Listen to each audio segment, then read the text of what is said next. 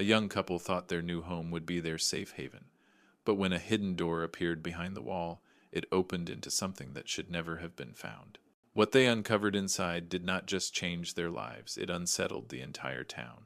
Subscribe to the channel and write where you're watching this video from. Matthew and Claire Dawson, both in their early 30s, had finally escaped years of cramped rentals. Newly married, hopeful, and carrying unspoken scars from their past, they believed this house would be their clean start. They never imagined its walls were holding secrets far older than them. At first, nothing seemed unusual. Matthew Dawson stood at the center of the living room, cardboard boxes stacked like uneven towers around him. Sunlight poured in through tall windows, painting golden rectangles across the new hardwood floor. The house smelled faintly of cedar and fresh paint, the way new beginnings are supposed to smell. For a moment, it was everything he and Claire had dreamed of. Claire walked past him with a laugh, brushing a curl from her forehead. "It still feels unreal," she said softly. Her voice carried a tremor not of fear, but of relief. They had struggled through years of cramped apartments, noisy neighbors, and leaky ceilings. Now, finally, they had walls of their own. The quiet wrapped around them, no footsteps overhead, no pipes rattling from strangers' showers. Just the hum of the refrigerator in the kitchen and the creak of old wood settling in the sunlight. From above, the house looked like any ordinary home dropped neatly at the edge of town. Pitched roof, white siding, a fence curling around a modest yard. It was the kind of house people drove by without a second glance. Nothing about it warned what was waiting inside. Matthew pulled open a box and began stacking plates into a cupboard. He worked quickly, eager to make the house feel less hollow. Claire lingered in the hallway, her hand tracing the pale wallpaper. She liked the way the patterns of vines curved upward, almost like they were climbing toward something unseen. But the air there felt different, cooler. Still, in a way that made her skin tighten. She rubbed her arms, chasing away the prickle. "Did you feel that?" she asked. Matthew didn't turn around. He was balancing dishes, trying not to chip the edges. "What?" "The air here. It's colder." He chuckled, setting a plate in the cabinet. "Maybe we got ourselves some ghost renters," he said, lifting his eyebrows as if daring her to smile. Claire tried, but the unease didn't leave. She pressed her palm against the wall. The wallpaper was dry, rough under her skin. But when she pulled her hand back, goosebumps ran along her arm as though something had breathed against her. She shook it off. Every old house had quirks. Drafts, loose nails, misaligned boards. It was probably nothing. The couple moved through the rest of the day with the quiet rhythm of people nesting. Matthew assembled furniture with a stubborn frown, muttering under his breath when screws refused to fit. Claire unpacked linens, letting fabric slip through her hands. She loved the soft smell of detergent rising from them. It reminded her of her mother's house, of safety. Outside, sparrows flitted across the fence, chirping sharp notes into the warm afternoon. A neighbor waved politely from the sidewalk, offering a nod before disappearing around the corner. Everything seemed ordinary, but ordinary had cracks. Late that afternoon, Matthew stepped into the hallway where Claire had paused earlier. The floorboards creaked sharply beneath his weight, louder than in the other rooms. He frowned, crouched, and knocked once against the baseboard. The sound rang dull, then strangely hollow. "Listen to this," he called. Claire appeared, folding a dish towel in her hands. "What now?" He rapped his knuckles again. Hollow, a faint echo trembled back. She froze, her knuckles whitening around the towel. "That doesn't sound right." Matthew grinned, trying to mask his own unease with humor. "What do you want me to say? Secret treasure? Old whiskey stash?" But Claire's throat tightened. She pressed her ear to the wall, listening. Nothing. Just silence, heavy and unmoving. Yet the silence itself seemed to breathe. Matthew tapped once more, and this time she pulled away quickly, as though the sound had brushed her bones.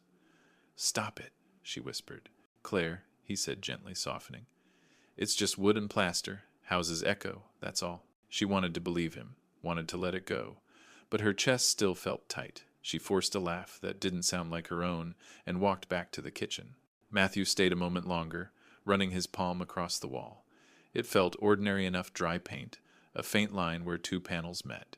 Still, he pulled his hand away quickly, shaking his head at himself. By evening, the house glowed warm with lamplight. Dinner simmered on the stove, filling the air with garlic and onions. The ordinary wrapped itself around them again, like a soft blanket covering something sharp beneath. Yet Claire found herself glancing at the hallway again and again, as though it were watching her. When night fell, the quiet deepened. Outside, the yard darkened into shadow. Wind carried the faint scent of damp earth through the cracked window. Inside, the house groaned as it cooled, settling into its bones. Claire moved down the hallway one last time before bed. She couldn't stop herself. She reached out again, fingertips hovering just above the wallpaper.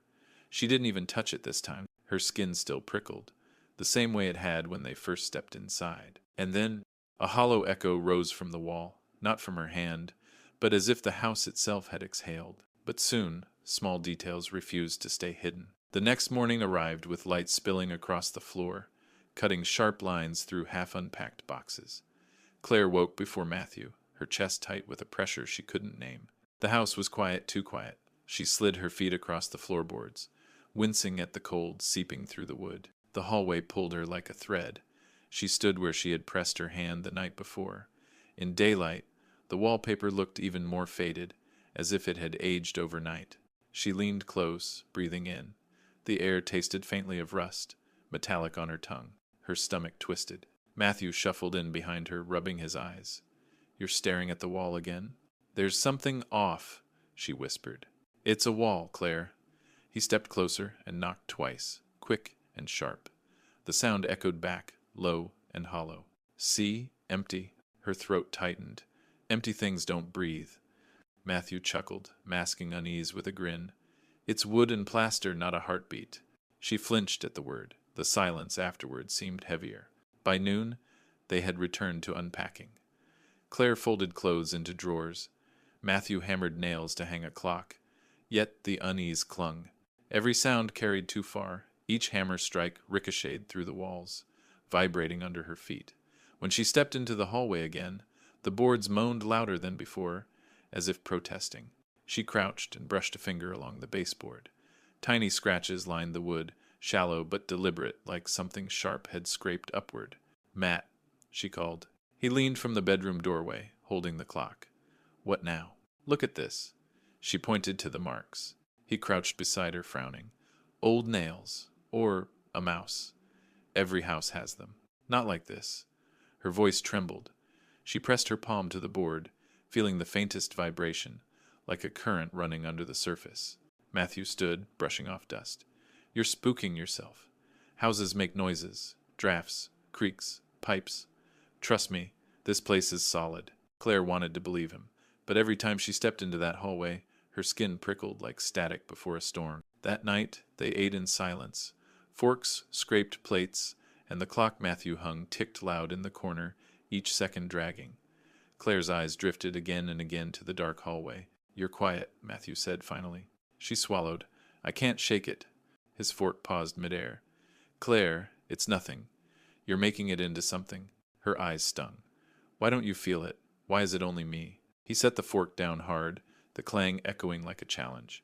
"Because one of us has to keep our feet on the ground." The room thickened with silence. Later, lying in bed, Claire stared at the ceiling, listening. At first there was nothing. Then faint, almost imagined, the hum returned, like wires alive inside the wall. She held her breath. It swelled, then faded, as if moving through the house. Her hair prickled at the back of her neck. She shut her eyes tight, telling herself it was only plumbing, only air, only her nerves. But nerves didn't knock. A sound cracked the stillness. 1, 2, 3. Deliberate, scraping. The knocks dragged through the wall, as though knuckles raked against bone. Claire's eyes flew open. Her breath hitched, throat burning. She reached blindly for Matthew's arm, shaking him awake. He blinked, groggy, frowning. "What is it?" "Listen."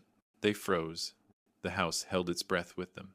And then 3 scraping knocks bled through the wall again, slow and patient, like someone asking to be let out. By now, denial was no longer enough. Morning light slid through the curtains, but it did nothing to soften the heaviness in the house.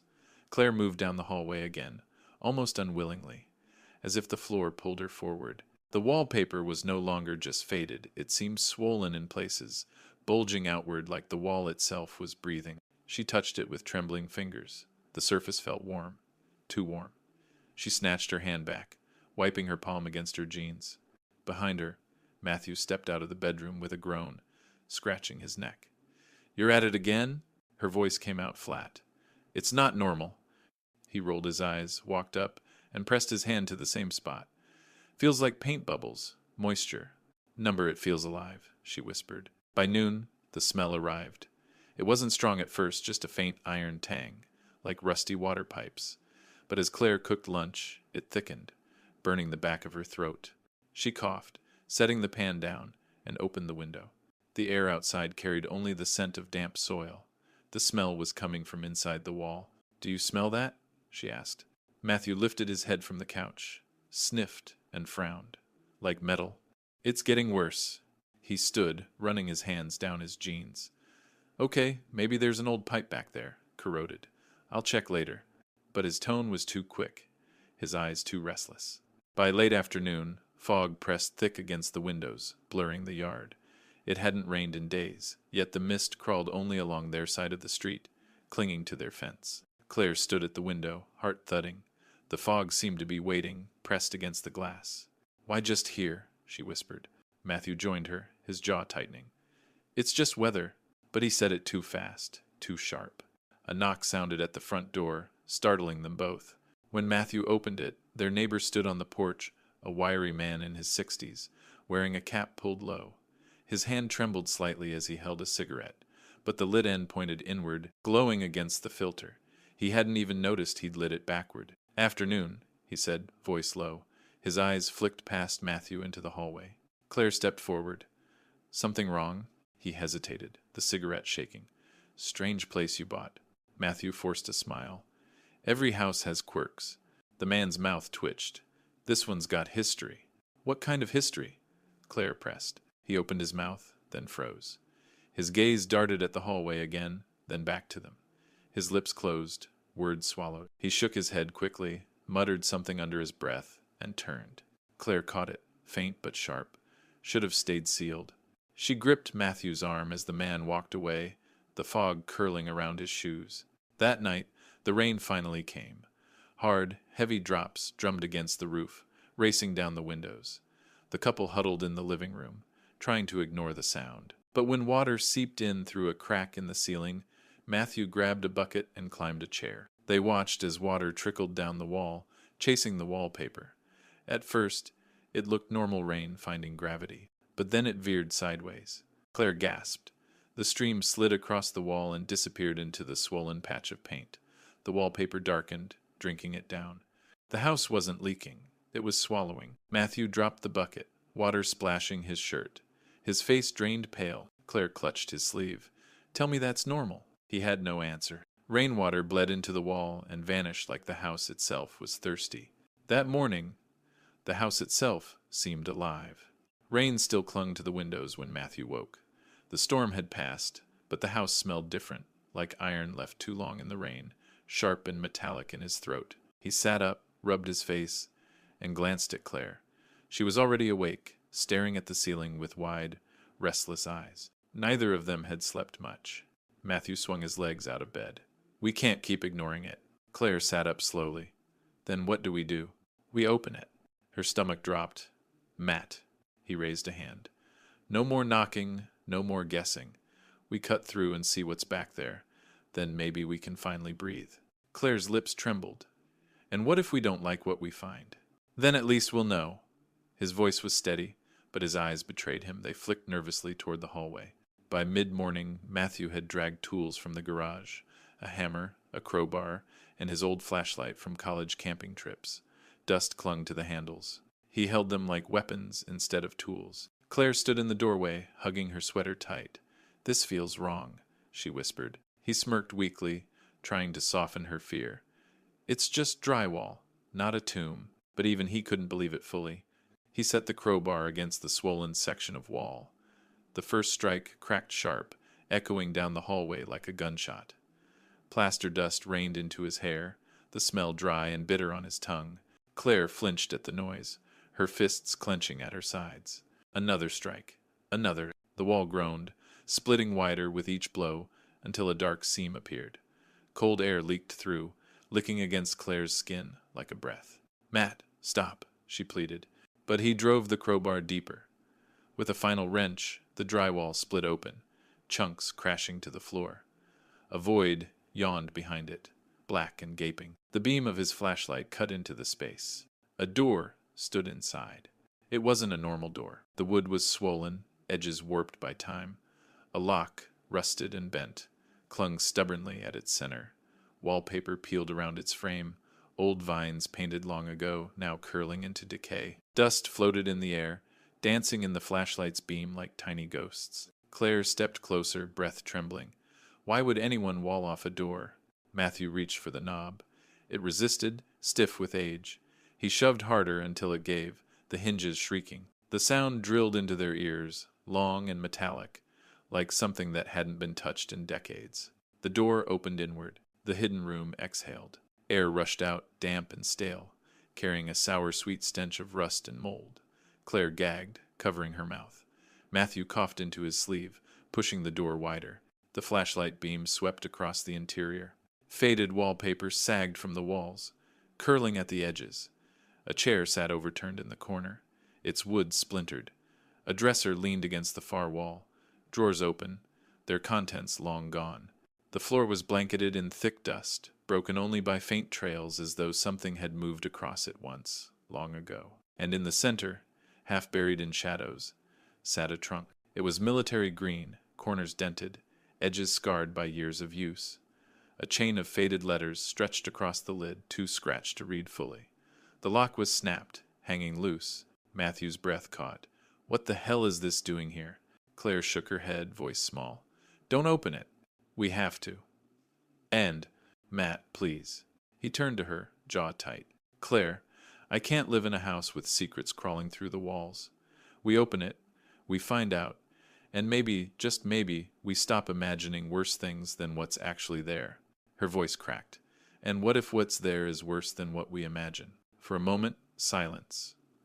Only their breaths. Then Matthew knelt, brushing dust off the lid with his palm.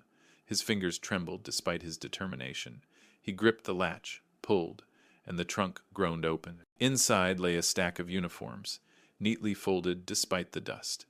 The fabric was stiff with age, smelling faintly of mildew and iron. On top sat a bundle of photographs, their edges curled, faces half faded. Soldiers in black and white, staring straight into the lens.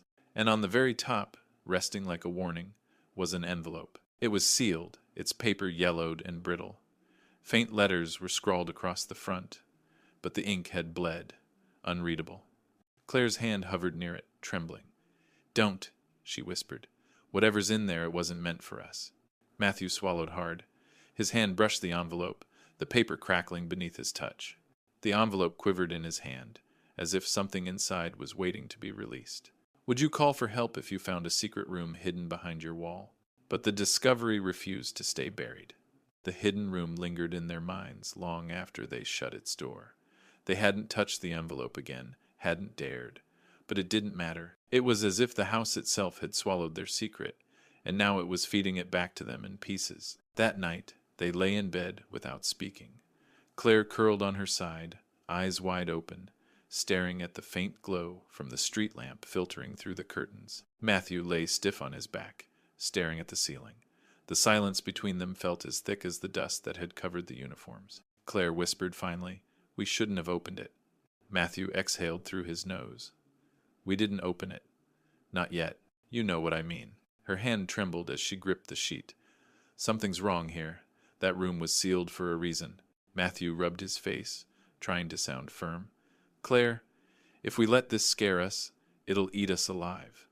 We can't let an old trunk control us." Her voice broke. It already island. Sometime after midnight, Claire drifted into a restless sleep. The dream came fast, thick, and suffocating. She was back in the hidden room. Dust clung to her skin, crawling into her lungs with every breath. The trunk lay open, but the uniforms inside were no longer empty. They were filled. Faces leaned out of the shadows, pale and silent, eyes fixed on her. And then she felt it weight pressing against the mattress from below. Someone was under their bed. She bent down, and a whisper rose up from the darkness. "We never left." She screamed. Her eyes flew open. She was in bed again, chest heaving, sweat running cold along her neck. Matthew jolted upright, clutching her shoulders. "Claire, Wake up! What happened?" She shook her head violently, clutching his shirt.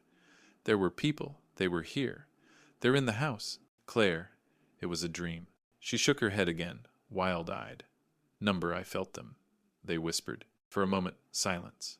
And then, from the hallway, the boards creaked. Matthew froze, every muscle taut. It was slow, deliberate, like footsteps testing their weight. Claire's breath stuttered. "You hear it, too." He swung his legs out of bed, grabbed the flashlight from the nightstand, and clicked it on. The beam wavered against the wall. The creaking stopped. Matthew stepped into the hallway, Claire following reluctantly.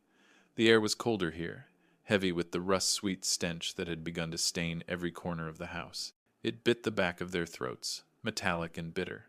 "See?" Matthew said, voice low but unsteady. "Nothing." But the silence that followed wasn't relief. It was anticipation. The flashlight beam swept across the wallpaper. The swollen patch where the wall had bubbled seemed larger now, warped outward. Claire swore she saw it move just slightly, like a pulse. "No more," she whispered. "Matt, I can't." A sound cut her off. 3 thumps. Slow, heavy.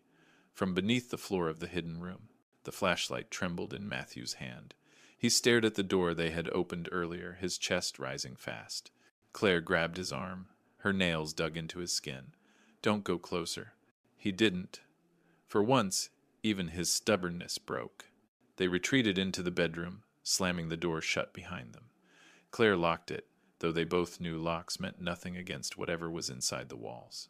She collapsed onto the bed, burying her face in her hands. Matthew sat at the edge, gripping the flashlight so tight his knuckles whitened. Neither spoke for a long time. Outside, the rain had stopped, but water still dripped from the eaves. Each drop sounded like a clock ticking down. Claire's voice broke the silence. "They don't want us here." Matthew closed his eyes, pressing his palms together. He wanted to argue, wanted to cling to reason, but the thumps still echoed in his ears. 3 slow thumps rose from the floorboards again, steady, patient, as if something alive was waiting below. By morning, they were no longer the only ones who noticed. The sun broke through the thinning rain clouds the next day, but the house looked worse for the light. Damp streaks stained the siding, and broken plaster from the hallway wall now sat piled in the trash bin by the curb. By mid-morning, people had slowed on their walks. Curious glances turned into longer stares. And soon enough, whispers began. Claire stood at the window with her coffee cooling in her hands, her reflection pale in the glass. She could feel it, the attention pressing against the house. Matthew joined her, his jaw tight. "We're turning into a circus." The first neighbor was a teenage boy, skateboard tucked under his arm. He leaned on the fence, smirking as he looked at the dumpster filled with broken drywall. "What's the deal? You guys finding treasure in there or something?" he called out, his voice mocking. Matthew stepped onto the porch, his expression hard. "Just repairs." The boy snorted. "Sure. House looks like it's coughing up its own lungs." He kicked the fence lightly, smirk still plastered across his face, before rolling away down the sidewalk. Later, a young mother pushing a stroller paused by the gate. Her face was pale, her lips pressed into a thin line. She adjusted the baby's blanket, even though it wasn't out of place, her hands trembling slightly. "You should be careful in there," she said quietly, not meeting Claire's eyes. Claire stepped forward. "What do you mean?" The woman swallowed hard. "Places like that, they keep things." "What things?" But the woman shook her head, pushing the stroller faster, almost fleeing the conversation. By afternoon, the whispers grew thicker. 3 neighbors stood near the sidewalk, murmuring among themselves, stealing glances at the house. Claire recognized one of them, Mr. Harland, who had lived on the street for decades. His face was drawn, his cigarette shaking in his fingers. When Matthew approached, the group fell silent. Only Harland stayed, eyes narrowing. He lit the cigarette backwards. The ember glowed against the filter, smoke curling unevenly. He didn't even notice. "This ain't natural," he muttered. "That wall, someone put it there on purpose." Matthew's chest tightened. "Why?" Harland's gaze flicked toward the house, his lips twitching. "Some things get buried so the rest of us can sleep at night." Claire stepped closer, her throat dry. "Do you know what's inside?" Harland's hand shook harder. He dropped the cigarette, grinding it under his shoe with more force than necessary. Then he looked straight at her, his eyes glassy. "You don't want to know," he said. "Not really." He turned and walked away, shoulders hunched, leaving the air heavier than before. That evening, Claire and Matthew sat in the kitchen, silence thick between them. Outside, fog began to creep along the yard again, curling around the fence like fingers. Claire finally whispered, "They know something." Matthew rubbed his temples. "Or they're just superstitious." "You didn't see his face," Claire snapped. "He was terrified." Matthew met her eyes, voice low. "So are you." She had no answer. As night fell, a sharp pounding rattled their front door. Claire jumped, nearly spilling her tea. Matthew froze mid-step. The pounding came again, urgent, uneven. He opened the door to find Harlan standing there. His face was pale, his cap pulled low, sweat shining on his forehead. "Don't stay here tonight," he rasped, his breath quick. "Not after what you opened." Claire stepped into the doorway, heart hammering. "What's going to happen?" Harlan shook his head violently. "I told you you don't want to know." His hands trembled so badly he clenched them into fists to hide it. Then he stepped back, eyes darting nervously over his shoulder, and disappeared into the fog without another word. The door shut, leaving Claire trembling, his warning still echoing. Don't stay here tonight. The secret was no longer theirs alone. By morning, the street outside their house no longer felt like a quiet lane. Neighbors lingered longer, voices hushed but carrying in the damp air. The trash bin overflowing with chunks of wall became a beacon proof that something inside the Dawson house wasn't ordinary. Claire peered out from the kitchen window, her coffee untouched. Across the road, two kids pointed at the house, daring each other to run up the porch steps. One sprinted halfway before skidding back, laughter spilling from his mouth, but his eyes were wide with something else, unease. "They're making fun of us," Claire whispered. Matthew rubbed his temples at the table, exhaustion dragging his face down. "It's just kids. They shouldn't even know. Why do they know?" "Because people talk," he muttered. "That's what towns do." By midday, whispers had become stories. Claire overheard two women outside the fence as she gathered laundry. They said it was sealed on purpose. "I heard a soldier lived there, years back. Did things in that basement. My uncle swears the government built safe houses here." The words sliced into Claire's nerves. She rushed the clothes inside, hands trembling so badly she dropped a shirt. The fabric brushed her lips, carrying the faint rust-sweet tang that seemed to cling to everything in the house now. She gagged and shoved the basket away. Matthew found her in the hallway, shoulders heaving. "Claire," her voice cracked. "I can't stay in here. It's in the air, in my clothes. I feel it crawling on me." He caught her wrists, trying to steady her. "It's just smell, just old pipes and dust." She pulled free, tears shining in her eyes. "Stop saying it's nothing, it's eating us alive." Her voice carried too loud. A shadow passed across the curtain a neighbor had heard. That evening the sheriff came. His boots thudded against the porch steps, heavier than the kids' daring footsteps from earlier. He carried no papers, no warrant, just the weight of townsfolk whispers pressing him forward. Matthew opened the door before he knocked. "Evening," the sheriff said, tipping his hat. His voice tried for casual, but his eyes were restless, scanning past Matthew into the hallway. "You've stirred talk," he added. Matthew crossed his arms. "Talk doesn't concern you." The sheriff's lips thinned. He shifted his belt, the leather squeaking. "Depends on the kind of talk." Claire appeared behind Matthew, her voice sharp. "You already know something, don't you?" His eyes flicked to her, then back to the hallway. For a moment, his mouth twitched, as though he might answer. Then he shook his head quickly. "Best if you don't go poking where you don't belong." But Matthew stepped aside. "Then see for yourself." The sheriff hesitated. His jaw worked, chewing words he didn't speak. Finally, he stepped inside. The smell hit him first. His nose twitched, eyes narrowing as if against a stench he recognized. His boots creaked on the hallway floorboards as he moved toward the patched wall. He laid his hand against it. For a second, he froze. Claire saw it, the flicker in his eyes, the way his breath caught. He pulled his hand back quickly, dust clinging to his palm. "I thought this place was sealed," he muttered under his breath, so low it almost blended with the creak of the boards. Claire's stomach clenched. "What do you mean?" The sheriff looked up, face pale. "Nothing." He turned sharply toward the door, but before leaving, he leaned close to Matthew, voice low and shaking. "I'm coming back and you won't like what I bring with me." Now, the law stood at their door. The next morning, Claire woke to the sound of engines outside. She pulled back the curtain and froze. Two sheriff cruisers idled at the curb. Beside them, a white van hummed, its back doors swinging open to reveal crates of equipment. And further down, the block reporters. Cameras already perched on their shoulders, microphones clutched like weapons. Her stomach dropped. Matt! He joined her at the window, his jaw clenched. It's starting. By the time they stepped outside, Sheriff Alder was already at the fence. His deputies trailed behind him, carrying clipboards and muttering.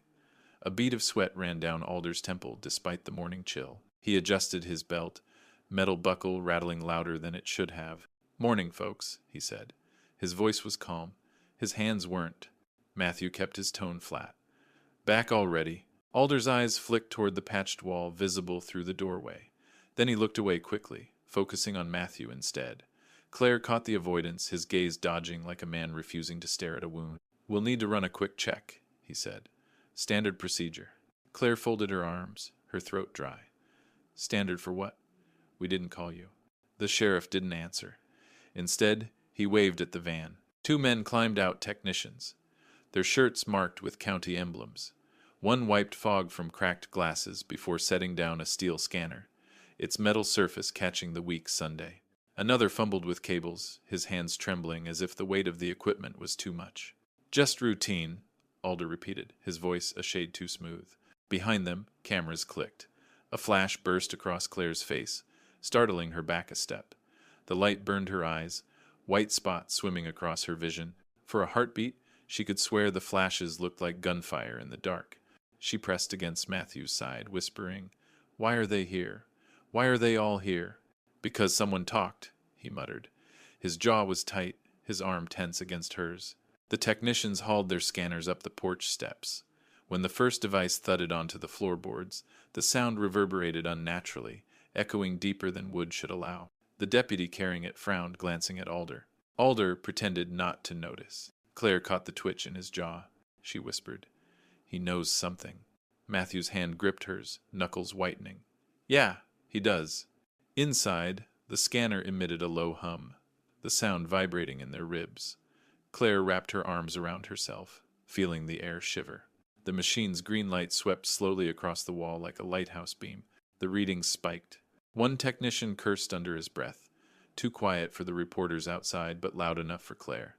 Another fiddled with the dials, pretending to smooth out static. "What is it?" Matthew demanded. The man didn't answer. His lips pressed into a thin line as he adjusted the controls again and again, as though repetition might erase what he'd seen. Finally, Alder cleared his throat. Could be old foundations, bunkers maybe, nothing unusual. But his voice cracked on, unusual. Claire stepped forward, trembling. "Don't lie to us. What's behind there?" Alder's eyes darted to hers. For a fraction of a second, she saw it fear, raw and sharp, like a man staring at something he had hoped would stay buried. Then he looked away, muttering, "This wall doesn't belong here." Outside, the reporters shouted questions, their voices rising. Cameras clicked, shutters snapping like insects' wings. Inside, the hum of the scanner grew louder, steady as a heartbeat. Claire felt the sound crawl along her bones. Matthew pulled her back, his arm tight around her shoulders. The steel scanners clanged against the siding. The house was about to be opened like a wound. "Do you think this was just part of the house or something far darker?" What the experts saw made their faces turn pale. The scanner's hum deepened until it rattled the floorboards. Technicians hunched over the glowing screens, their brows furrowed, eyes darting nervously between flickering numbers. One cursed softly, tugging at his headset. That can't be right." Sheriff Alder's face remained stony, but sweat glistened at his temple. "Open it," he ordered. His voice cracked on the last word. Deputies fetched drills and crowbars. Metal shrieked against plaster, a scream that set Claire's teeth on edge. Dust filled the air, bitter and dry, coating her tongue until she gagged. Matthew gripped her wrist, keeping her behind him. "Stay close." The wall gave way in jagged chunks. Behind it, another layer of concrete waited, sealed thick and gray.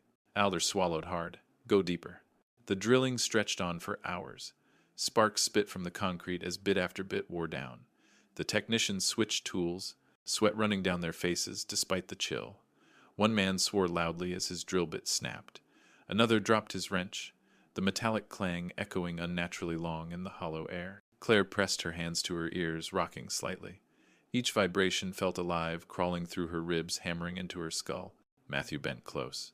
"We should leave this house." But her voice cracked. "It won't let us." Finally, a crack spidered across the concrete. Cold air hissed through the seam, sharp and chemical, burning their throats. A technician dropped his gear, stumbling back. Oh God. Alder shoved forward, pale as ash. "Keep going." With a final strike, the barrier broke. The flashlight beams cut into darkness. A passage yawned open, stretching downward at a sharp angle. The air that rolled out was heavy, damp, and sour, with the metallic bite of rust and something chemical, acrid enough to sting eyes. Claire gagged, clutching her sleeve to her mouth. "What is that?" No one answered. The technicians aimed their lights into the hollow. Shadows crawled over rough walls, and then the beams caught shapes. Crates, dozens of them, military green, stacked like a barricade. Stencils flaked across their sides. Faded insignia, blurred numbers, a warning triangle half-eaten by rust. One crate had split, its contents spilling.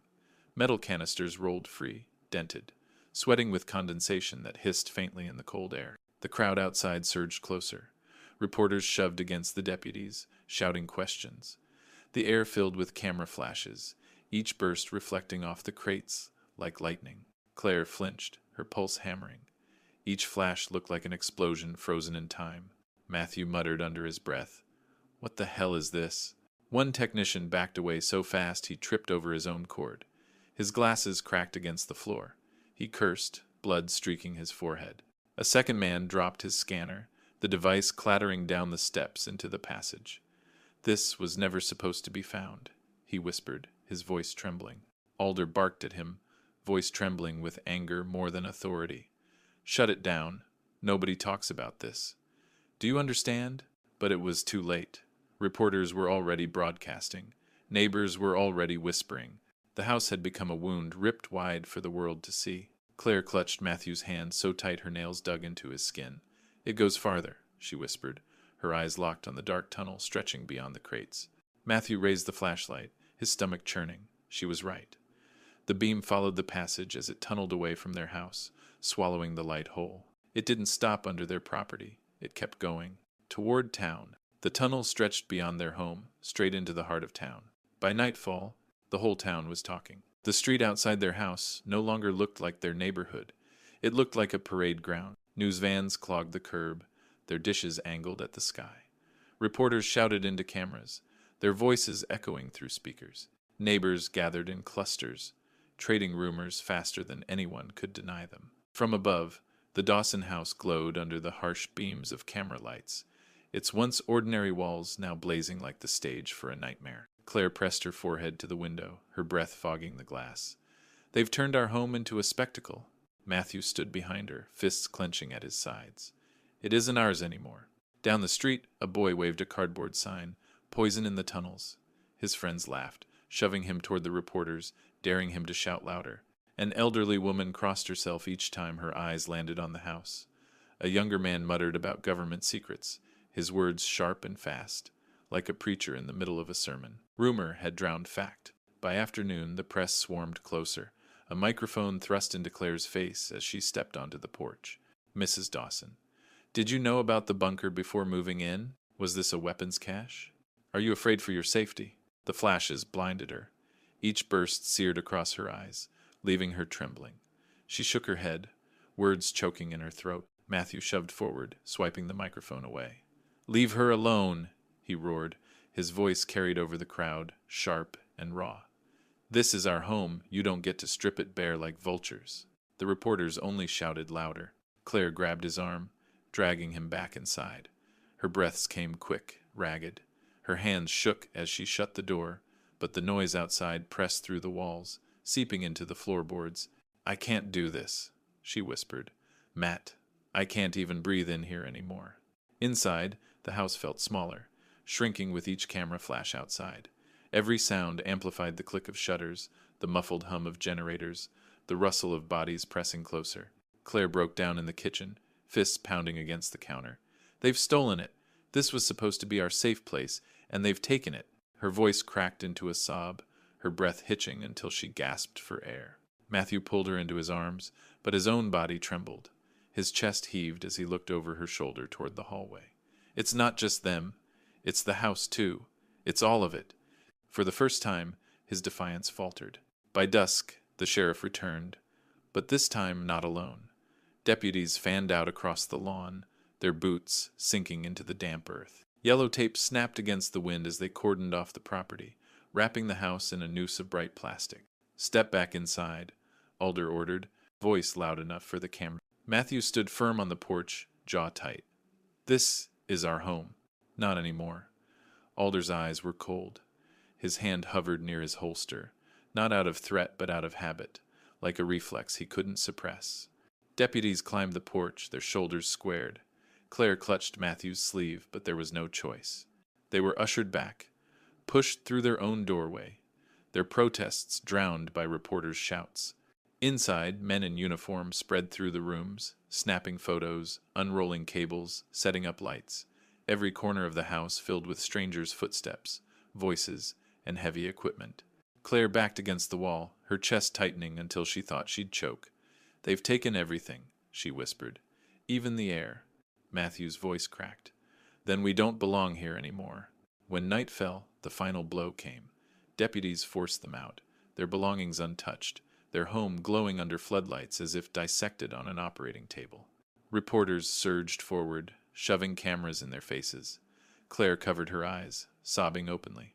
Matthew shouted until his voice gave out, but his words were swallowed by the crowd. As they stumbled to the curb, Alder's voice rang behind them. "This house is government property now. You'll be contacted." The tape stretched across their lawn, and under armed watch, the Dawsons were forced out of their own home. Then came the men who spoke in whispers. The Dawsons spent the night in a roadside motel, its neon sign buzzing faintly through the thin curtains. The room smelled of bleach and stale cigarettes. Claire sat on the edge of the bed, her knees pulled to her chest, staring at the muted television. Their faces filled the screen news anchors, replaying clips of Matthew shouting at reporters, Claire shielding her eyes. Below the footage, the crawl read, "Hidden room discovery, government investigation underway." Claire's grip tightened around the framed wedding photo she had pulled from her overnight bag. Her thumb traced the glass as though she could anchor herself to that moment, that promise. Matthew paced the room. "They've taken it all. Our house, our lives, and now the whole country thinks we're some kind of spectacle." Claire's voice broke.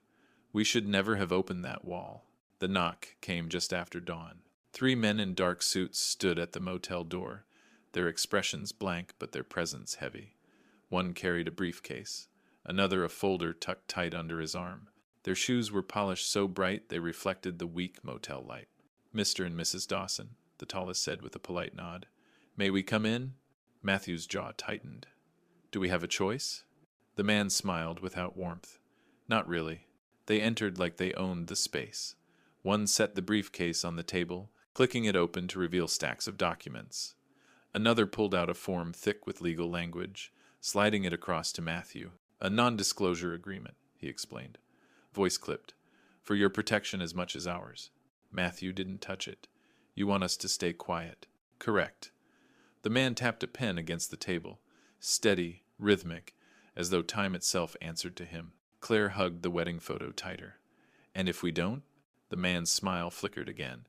"You'll find that silence is always the safer choice." Claire noticed the details the way anxious people do. One agent's tie sat crooked, his fingers tapping constantly against his knee. Another wiped sweat from his upper lip, though the room was cold. These weren't faceless machines. They were men carrying secrets heavy enough to bend them. Still, their politeness cut sharper than any threat. Matthew shoved the papers back. "We're not signing anything until you tell us what was in those tunnels." The agent leaned forward, his voice lowering. "What you found was never meant to be uncovered. Entire lives depend on it staying that way. Don't mistake this as negotiable." Claire's stomach turned cold. She could hear her pulse in her ears. The men left as quickly as they came, leaving the NDA papers spread across the table like a wound. Silence filled the motel room again. Claire clutched the photo to her chest, her knuckles white. "They're not going to let us go, are they?" Matthew dropped heavily into the chair, burying his face in his hands. "We're already caught in it." That night, exhaustion dragged them into an uneasy half-sleep. The motel buzzed with faint traffic outside, but Claire kept jerking awake, each time certain she saw movement in the corners. At one point, Matthew swore he saw a shadow lingering by the chain-locked door, a shape that didn't move even when he blinked. When he rose to check, it was gone, but the carpet near the door was damp as though wet shoes had stood there. Just past midnight, the phone rang. The sharp sound tore through the silence, jolting both of them upright. Matthew grabbed the receiver. "Hello?" Static crackled. Then a voice, low and breathless, whispered, "We know what's in your attic." Matthew's skin went cold. "Who is this?" But the line had already gone dead. He lowered the phone slowly, his hand trembling. Claire sat frozen on the bed, her wedding photo clutched like a shield. The motel phone still rang in Matthew's ears, its last whisper echoing. "We know what's in your attic." Every shadow now felt like a watcher. The motel room turned into a cage. Claire no longer opened the curtains. She couldn't bear the headlights that slowed as cars passed, or the way silhouettes sometimes paused just outside the thin walls. Every time the neon sign buzzed, she jumped. Matthew barely slept. He sat in the chair by the window most nights, staring at the parking lot, the motel phone resting silent on the table like a loaded gun. It started with the cars. A black sedan idled at the far end of the lot one morning, its windows too dark to see through. It stayed for hours, engine purring, before finally pulling away. The next day, a different car, a dark SUV, this time took the same spot. Claire whispered, "They're watching us." Matthew's jaw tightened. "They're reminding us." At the diner across the road, Matthew caught a man staring at them from behind a newspaper. The man's hand trembled as he lifted his coffee, spilling a drop onto the paper, but his eyes never moved. When Matthew blinked, the seat was empty. Only a damp ring of coffee remained on the counter. Back at the motel, the smell came again. Not the bleach, not cigarettes. The same iron tang that had haunted the house now clung faintly to the walls here. Claire gagged as she folded their clothes into the dresser. It followed us. Matthew bent close. The air did taste metallic, biting at the back of his tongue. His chest ached with a cold certainty. It's not the house. It's what was inside it. That night, the ground itself seemed to betray them. As they lay in bed, the mattress quivered. A low vibration passed under the floor, steady and pulsing. Claire clutched his arm, whispering through clenched teeth, "It's here too." The lamp rattled softly on the nightstand. Matthew pulled her close, trying to steady her, but his own heart hammered against his ribs. When the tremor faded, silence pressed in heavier than before. Morning brought no relief. Reporters still hounded them when they tried to leave for groceries, shouting questions about chemical weapons, about war crimes. Some called them heroes for exposing secrets. Others accused them of staging everything for attention. The noise clawed at Claire until she snapped, shoving microphones away, tears streaming down her face. "We didn't want this. Do you understand? We didn't want any of it." Her voice cracked through the parking lot. Cameras captured every second. Matthew dragged her inside, his chest burning. He hated them for watching her break, hated himself for letting her. That evening, another phone call came. Matthew answered with a snarl. "What do you want from us?" The voice was calm, smooth, but it carried weight. "You've seen too much. Choose silence or choose suffering." Before he could reply, the line cut off. He dropped into the chair, burying his face in his hands. Claire knelt beside him, clutching his wrist. "Matt, we can't fight this." He lifted his head, eyes red. "If we stay silent, we're just as guilty as them."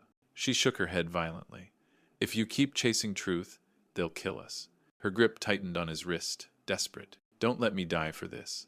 The words cut deeper than any threat. Matthew looked at the NDA papers still sitting on the dresser, untouched. His reflection in the motel mirror stared back at him, hollow-eyed. He had never felt so cornered. Truth or survival? Expose what they found, or protect Claire from the noose tightening around them? His chest heaved, his mind spun, and still he could hear the faint hum, the same low vibration from the scanner, crawling under his skin. Matthew faced it, the truth or Claire's safety. To keep one alive, he might have to bury the other. If this happened to you, would you risk everything to reveal the truth? And then the last secret broke free. It began with the news. Claire sat on the motel bed, clutching the remote. The anchor's voice was steady, but the words cut like glass. Leaked documents suggest the tunnels beneath the Dawson home were part of a classified military program dating back to World War II experiments, storage, and possible human testing. Claire's stomach turned cold. The wedding photo slipped from her hands onto the blanket. Matthew whispered, "They're telling the world." The broadcast cut to a shaky video, grainy footage of crates marked with faded insignia, of technicians fumbling with gas masks, of Alder himself shouting at the cameras, his face twisted in panic. For the first time, the sheriff's authority cracked in public view. Reporters swarmed him outside the Dawson house, shouting accusations. "Did you know about this, Sheriff? Why was the site never disclosed? Are you covering for the government?" Alder tugged at his belt, his hand jittering. His eyes darted everywhere but the cameras. His silence screamed louder than any words. "At the motel," Matthew muttered. He knew. From the beginning. Claire's hand shook. "And he let us open it." The phone rang again this time. Not the motel line, but Matthew's cell. He answered, voice sharp. A whisper came through. "We warned you. Now the whole town will suffer." The line went dead. By evening, the street outside their home looked like a siege. Floodlights illuminated the tunnel's mouth. Black-clad officials rolled tarps over the crates, but the press had already broadcast enough. Claire and Matthew slipped back to watch from a distance, hidden among the crowd. The ground trembled beneath their feet, not from drills, not from trucks, from below. Children playing near the taped-off yard screamed as a section of soil collapsed, leaving a gaping hole. Dust billowed.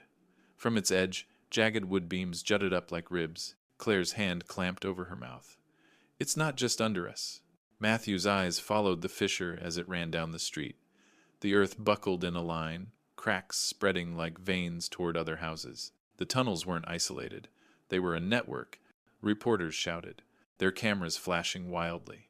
One beam of light caught Alder's face as he shoved through the crowd, his complexion ashen, his lips trembling. A voice rang out from the mob. "You knew, Sheriff." Others picked it up, louder each time. "You knew. You knew."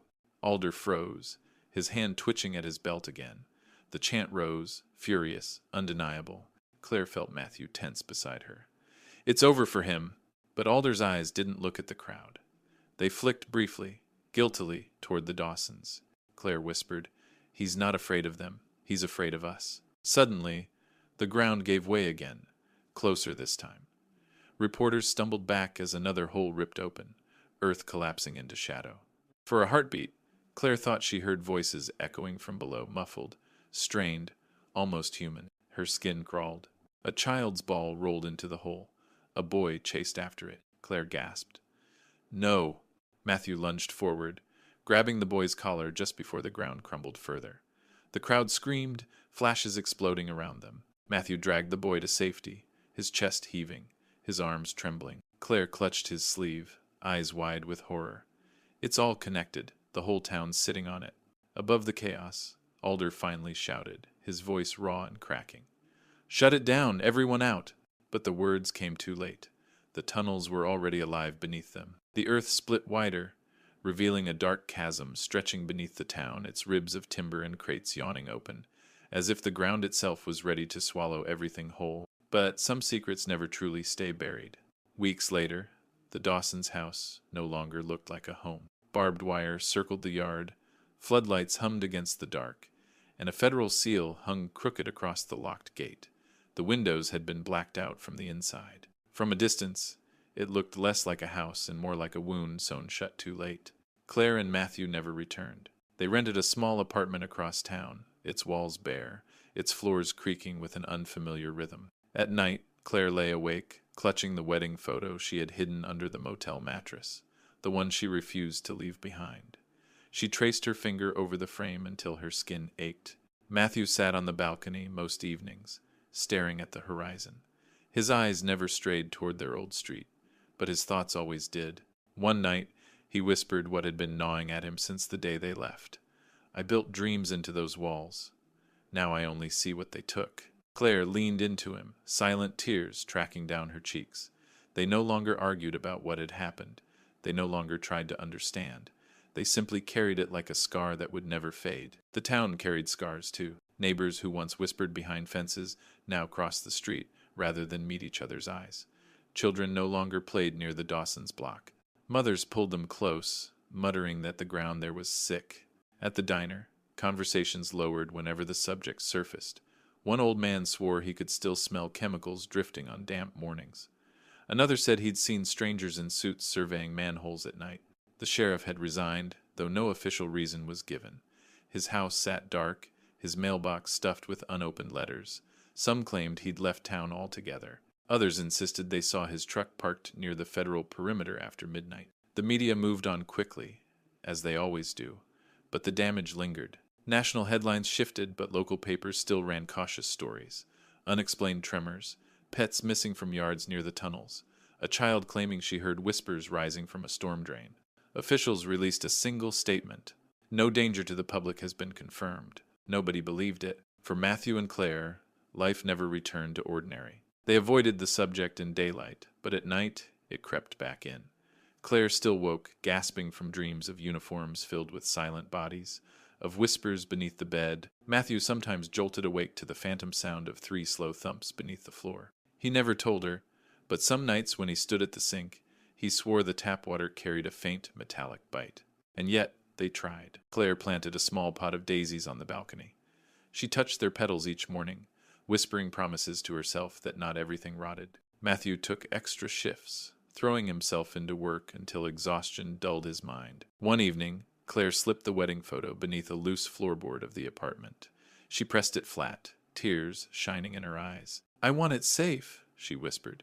Matthew watched quietly, then bent down and placed his hand over hers. For a moment they both stayed there, breathing together, as if sealing the picture with something deeper than wood. The community never stopped whispering. Some said the tunnels stretched farther than anyone admitted beneath schools, beneath churches, beneath the courthouse. Others believed the government still used them, that trucks disappeared underground in the dead of night. And yet, despite every rumor, nobody dared to dig. The Dawsons never walked past their old street again, but sometimes, in the quietest hours of the night, Claire would pause on the balcony, eyes drifting toward that direction. The wind would shift, carrying with it a faint, sour tang of iron. Her skin would prickle, and she would whisper the words she never wanted to believe. "They're still there." Matthew and Claire survived, but they were never the same. Their love had bent under the weight of secrets too heavy to carry, yet it didn't break. They learned to live in silence, though silence no longer felt safe. Neighbors still gossip. Officials remain silent. The sheriff vanished. The house stands fenced and blacked out, a monument to secrets too big for a small town. Even today, no one knows how far those tunnels really go, or what still waits inside them.